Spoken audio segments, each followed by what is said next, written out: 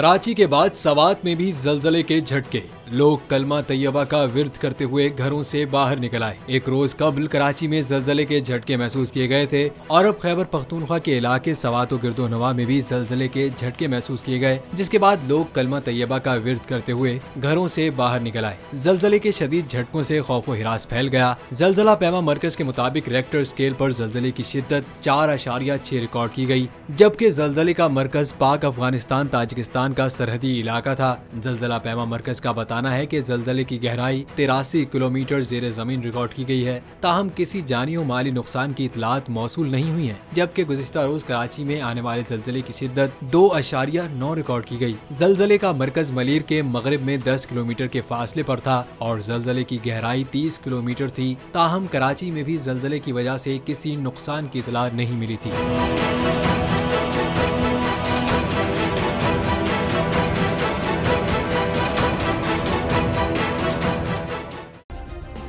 Subscribe करें और bell दबाएं ताकि कोई खबर रह न जाए।